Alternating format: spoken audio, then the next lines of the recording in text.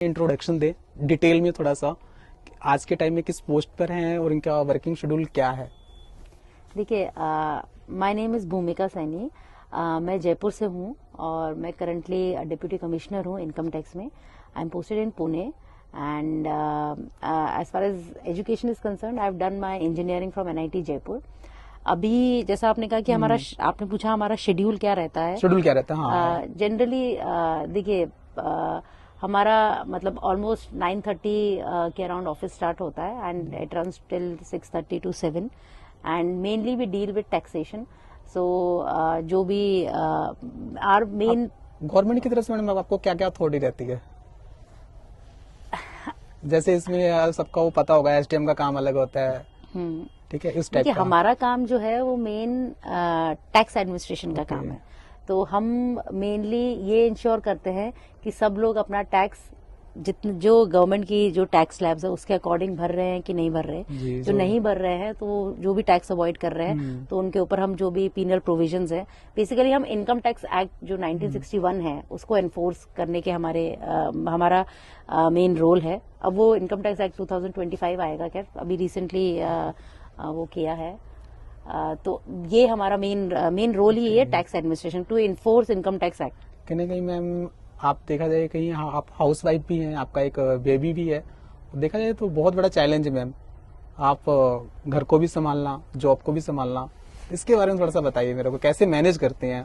देखिए, मुझे ऐसा लगता है कि फैमिली प्रायोरिटीज जो है, specially after becoming mother, it becomes very tough to manage the job, to manage baby and home. मतलब वो सारा मैनेज करना it takes a heavy toll. मतलब मुझे ऐसा लगता है जो भी लेडीज जो वर्क कर रही है, वेदर इन एनी प्रोफेशन, सबके लिए ही वो अपनी प्रायोरिटीज को शिफ्ट करना, specially after becoming mother, it becomes very difficult. तो अभी कोशिश यही करते हैं कि टाइम मैनेज करते हैं। और शुरू के टाइम में तो हमने जैसे मैटर्निटी लीव का प्रोविजन होता है गवर्नमेंट सर्विस में, तो मैटर्निटी लीव है, चाइल्ड केयर लीव है, तो थोड़ा टाइम तो उससे वो करते हैं जब बच्चा छोटा होता है। And then after that we have to manage कि सुबह सुबह जैसा भी है, मतलब सुबह या शाम को बच्चे को टाइम दे पाते हैं, बाकी दिन भर तो ऑफिस में रहता है। इसमें आपके हस्बैंड भी मतलब हस्बैंड की काफी सपोर्ट होती होगी? डेफिनेटली मुझे ऐसा लगता है कि कोई भी family, specially after having a child, it can not run without good support of a husband. ये तो है ही बिल्कुल। मैम आपके जो स्टडी की जो जर्नी है, आपको ऐसा कहीं लगा है कि पढ़ाई बहुत ज्यादा टफ है, या ऐसा माइंड में आया हो पढ़ाई छोड़ देनी चाहिए, या नेगेटिविटी, या जैसे आपकी जॉब की पहले की मैं बात कर रहा हूँ उस टाइम? देखिए, प्रिपरेशन के टाइम में काफी बार ऐसा लगता है, क्योंकि जब इंटरव्यू के बाद आपका सिलेक्शन नहीं होता है तब आप बहुत ज्यादा नेगेटिव फेज में जाते हो कि कई बार ऐसा भी लगता है कि आपके साथ वाले आगे निकल गए, उनका सिलेक्शन हो गया, आप में क्या कमी थी जो आपका नहीं हो पाया। और अगर ऐसा मल्टीपल टाइम्स हो जाता है कि आप इंटरव्यू स्टेज से फिर वापस आपको प्रिलिम्स की तैयारी करनी पड़ रही है। मैंने 4 बार तो इंटरव्यू दिया है, फिर उसके बाद मेरा निकला है, 5th अटेम्प्ट में निकला है।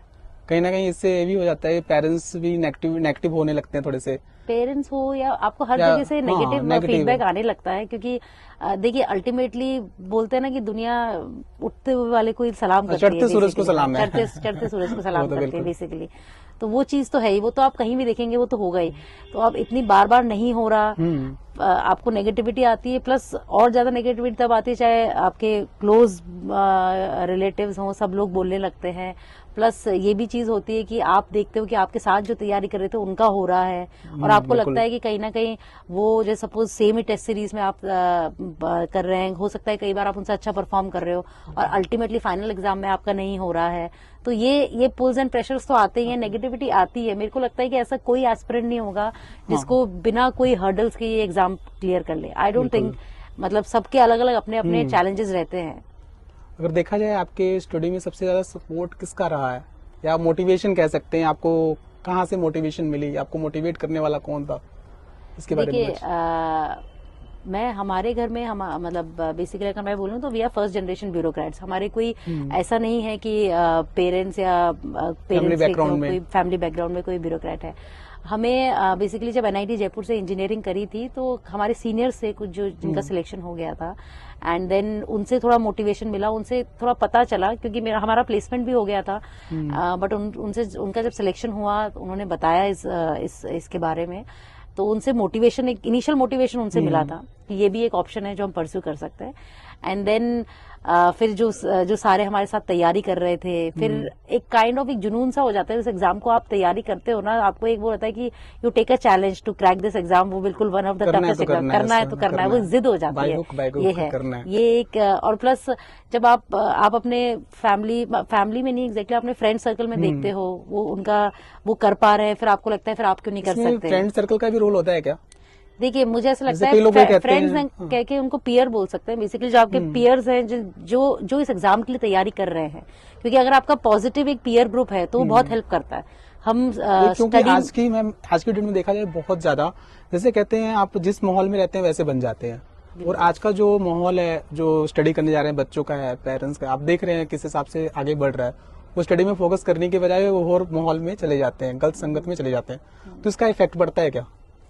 देखिए मैं आपको सजेस्ट करूंगी कि बेसिकली जो एस्पिरेंट्स है, पीयर ग्रुप बहुत इंपॉर्टेंट है अगर वो पॉजिटिव डायरेक्शन में लेके जाए आपको। मतलब ऐसा नहीं कि आप गलत संगत में रह रहे हैं या आप गलत डायरेक्शन में चले गए, बट अगर आपका पॉजिटिव पीयर ग्रुप है, वो भी फोकस्ड है, उतना ही फोकस्ड है, तो अगर आप उससे कम्पीट करेंगे तो आप अपने आप को और बेटर मतलब इम्प्रूव करेंगे। हम जब साथ में स्टडी करते थे तो हम जैसे सपोज मेंस के आंसर राइटिंग करी, अब हम एक दूसरे को चैलेंज करते थे कि ठीक है ये एक मेरा ग्रे एरिया है, अगर उसका स्ट्रॉन्ग एरिया है तो we used to discuss after test, prelims का टेस्ट हो या मेंस की टेस्ट सीरीज हो, तो वो आपको पॉजिटिव डायरेक्शन में लेके जाता है। अगर एक डेडिकेटेड पीयर ग्रुप है तो डेफिनेटली हेल्प करेगा।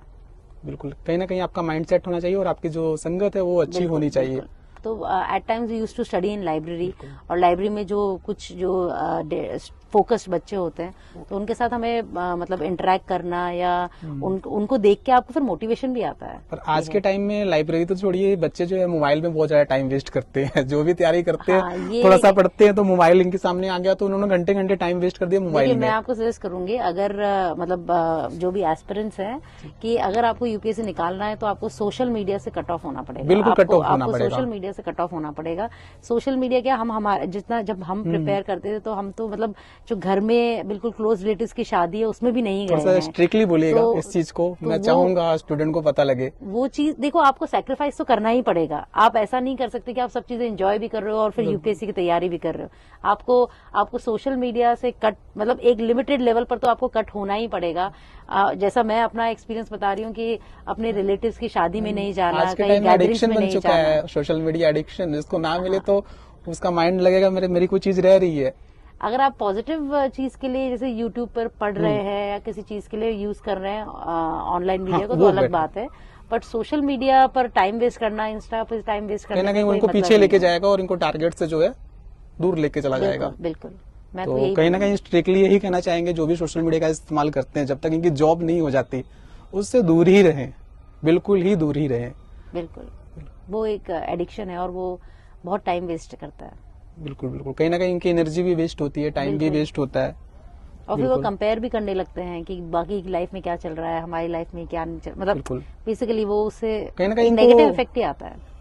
जो आप मैरिज वाली चीज बता रहे थे, मैं मैरिज अटेंड नहीं करने जाती, थोड़ा सा इसको कंटिन्यू करिएगा, बताइएगा कैसे क्या है। बेसिकली मैं ये बोलना चाह रही थी कि अपने मतलब जब मैं प्रिपरेशन कर रही थी तो मैं अपने बिल्कुल क्लोज रिलेटिव्स की मैरिज में भी नहीं गई थी क्योंकि एग्जाम्स थे, या फिर वो एक इच्छा ही नहीं करती थी कि अपना टाइम वेस्ट होगा बेसिकली।